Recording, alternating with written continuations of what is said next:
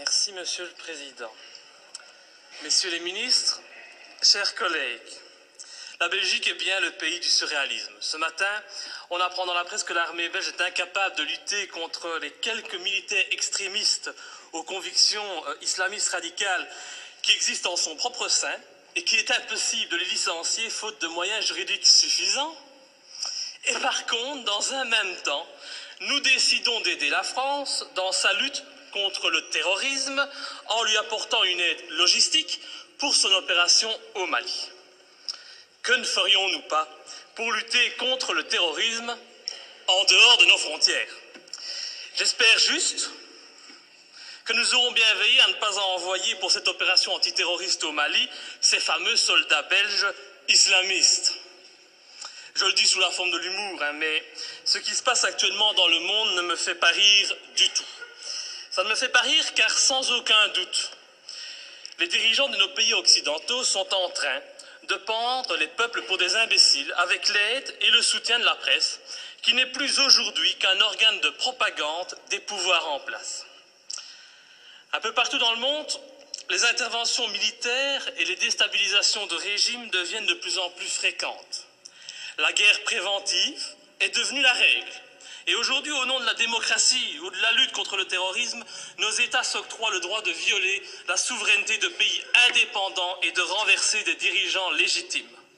Il y a eu l'Irak et l'Afghanistan, ces guerres du mensonge américain, sont venues par la suite la Tunisie, l'Égypte, la Libye, où, grâce à vos décisions, notre pays a participé en première ligne à des crimes contre l'humanité pour renverser à chaque fois, des régimes progressistes et modérés et pour les remplacer par des régimes islamistes dont, et c'est quand même bizarre, la première volonté fut d'imposer la charia. Il en est de même actuellement en Syrie, où la Belgique finance honteusement l'armement des rebelles islamistes qui tentent de renverser Bachar al-Assad.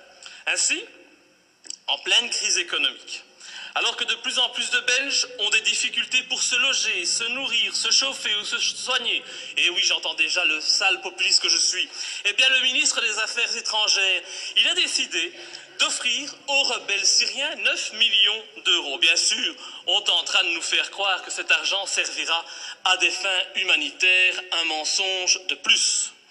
Et comme vous le voyez, depuis des mois, notre pays ne fait que participer à la mise en place de régimes islamistes dans le nord de l'Afrique et au Moyen-Orient. Alors, quand on vient prétendre partir en guerre pour lutter contre le terrorisme au Mali, eh bien, j'ai bien envie de rire. C'est faux. Sous des apparences de bonnes actions, nous n'intervenons que pour défendre des intérêts financiers, dans une totale logique néocolonialiste. Il n'est véritablement pas cohérent de partir aider la France au Mali au nom de la lutte contre le terrorisme islamiste, lorsqu'au même moment, on soutient en Syrie le renversement de Bachar al-Assad par des rebelles islamistes qui souhaitent imposer la charia, comme c'est déjà le cas en Tunisie ou en Libye. Il faut vraiment arrêter de nous mentir et de prendre les gens pour des imbéciles. Le temps est au contraire venu pour dire la vérité. En armant les rebelles islamistes comme les Occidentaux ont auparavant armé Oussama Ben Laden, cet ami des Américains avant qu'ils ne se retournent contre lui, eh bien les pays occidentaux en profitent pour implanter dans les nouveaux pays conquis des bases militaires tout en favorisant leurs entreprises nationales.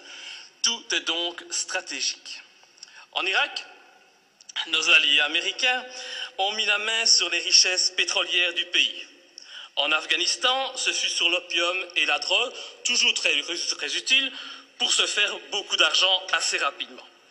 En Libye, en Tunisie, en Égypte ou encore en Syrie, le but fut et est encore actuellement de renverser les pouvoirs modérés pour les remplacer par des pouvoirs islamistes qui très rapidement deviendront gênants et que nous attaquerons sans vergogne sous prétexte de lutter, à ce moment-là encore, contre le terrorisme ou de protéger Israël. Et dont les prochaines cibles sont déjà connues. Dans quelques mois, je prends le pari que nos regards se tourneront vers l'Algérie et finalement vers l'Iran.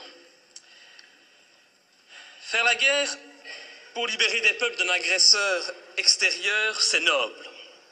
Mais faire la guerre pour défendre les intérêts des États-Unis, faire la guerre pour défendre les intérêts de grosses sociétés comme Areva. Faire la guerre pour mettre la main sur des mines d'or, ça n'a rien de noble, et cela fait de nos pays des pays agresseurs et voyous. Personne n'ose parler, mais qu'à cela ne tienne, je ne me tairai pas, et tant pis si ma lutte doit me faire passer pour un ennemi de ce système qui bafoue les droits de l'homme au nom des intérêts financiers, géostratégiques et néocolonialistes. Bafouer ce régime et le dénoncer, c'est un devoir et une fierté pour moi. Et sincèrement, et je m'excuse pour le vocabulaire populaire utilisé, j'emmerde tous les soi-disant bien-pensants, qu'ils soient de gauche, de droite ou du centre, qui sont aujourd'hui au basque de nos pouvoirs corrompus et qui se plairont à me tourner en ridicule. J'emmerde nos dirigeants qui jouent avec leurs bombes comme des gamins dans une cour de récréation. J'emmerde ceux qui prétendent être des démocrates alors qu'ils ne sont que des criminels de bas étage. Je n'ai pas beaucoup de respect non plus pour les journalistes qui ont le culot de faire passer les opposants pour des débiles mentaux alors qu'au fond ils savent très bien que ces opposants ont parfaitement raison. Je méprise enfin au plus haut point ceux qui se prennent pour les rois du monde et qui nous dictent leurs lois, car moi je suis du côté de la vérité, du côté de la justice, du côté de ces victimes innocentes du pognon à tout prix. Et c'est pour cette raison que j'ai décidé de m'opposer clairement à cette résolution qui envoie notre pays soutenir la France dans son opération néocolonialiste. Depuis le début de l'opération française, le mensonge est organisé. On nous dit que la France ne fait que répondre à l'appel au secours d'un président malien. On en oublierait presque que ce président n'a aucune, mais aucune légitimité et qu'il a été mis en place pour assurer la transition suite au coup d'État de mars 2012. Qui a soutenu ce coup d'État? Qui en est à la base? Pour qui travaille ce président de transition? Voilà le premier mensonge. Le président français François Hollande ose prétendre mener cette guerre pour lutter contre les djihadistes qui menacent, ils menacent, rendez-vous compte, le territoire français et européen. Mais quel vilain mensonge!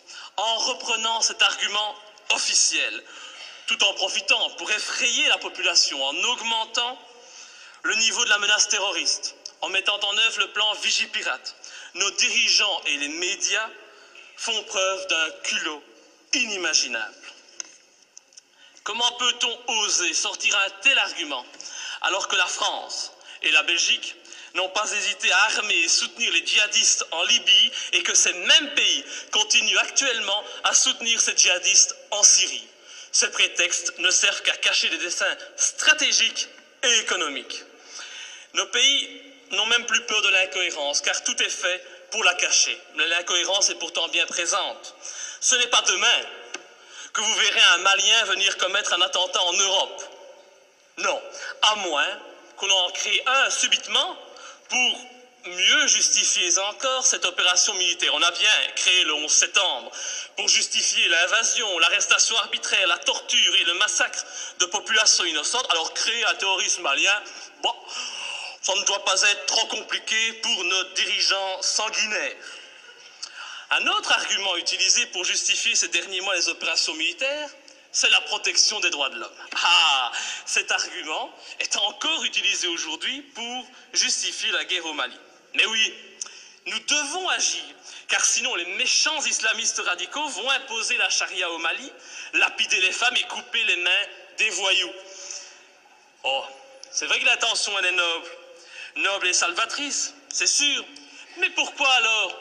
Mais pourquoi, bon Dieu, nos pays ont-ils alors participé à l'accession au pouvoir en Tunisie et en Libye d'islamistes qui ont décidé d'appliquer cette charia dans ces pays qui étaient, il n'y a pas si longtemps de cela encore, modernes et progressistes? Je vous invite à demander aux jeunes Tunisiens qui sont à la base de la révolution de Tunisie s'ils sont heureux de leur situation actuelle. Tout cela, c'est de l'hypocrisie. L'objectif de cette guerre au Mali est très clair. Et puisqu'on n'en parle pas, je vais en parler. L'objectif, c'est de lutter contre la Chine et permettre à notre allié américain de maintenir sa présence en Afrique et au Moyen-Orient. C'est cela qui guide ces opérations néocolonialistes. Et vous verrez, quand l'opération militaire sera terminée, La France conservera bien entendu des bases militaires au Mali. Ces bases serviront aussi aux Américains. Et en même temps, parce que ça se passe toujours comme ça, des sociétés occidentales mettront la main sur des contrats juteux qui priveront de nouveau les pays recolonisés de leurs richesses et de leurs matières premières. Alors, soyons bien clairs, les premiers bénéficiaires de cette opération militaire, ce seront les patrons et les actionnaires du géant français Areva, qui tentent depuis des années d'obtenir l'exploitation d'une mine d'uranium à Faléa, une commune de 17 000 habitants située à 350 km de Bamako. Et je ne sais pas pourquoi, mais mon petit doigt me dit qu'il ne faudra pas longtemps pour qu'Areva puisse enfin exploiter cette mine. Je ne sais pas, c'est une impression que j'ai. Il est donc hors de question que je participe à cette colonisation minière, cette colonisation des temps modernes.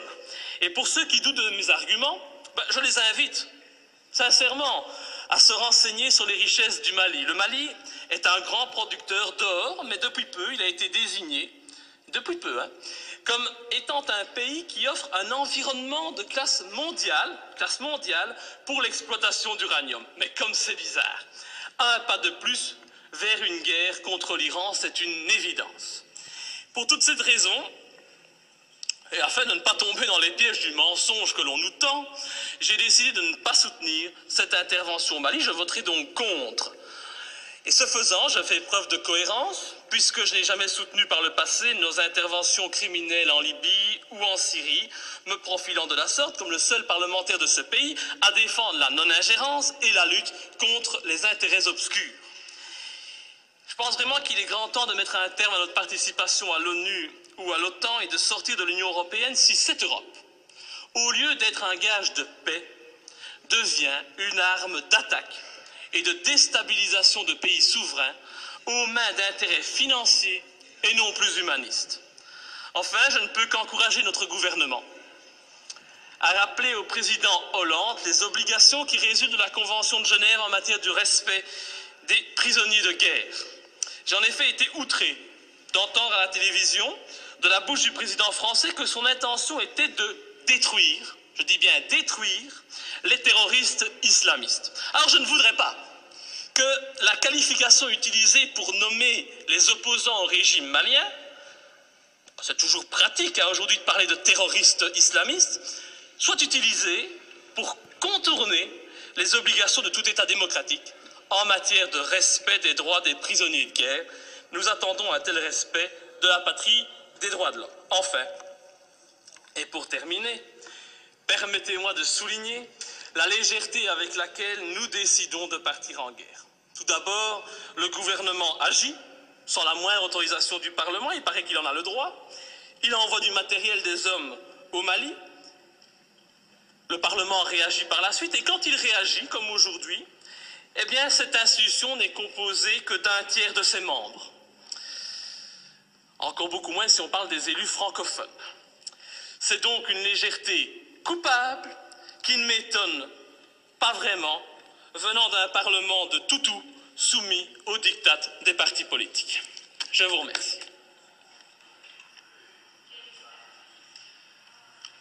Monsieur le ministre des Affaires étrangères.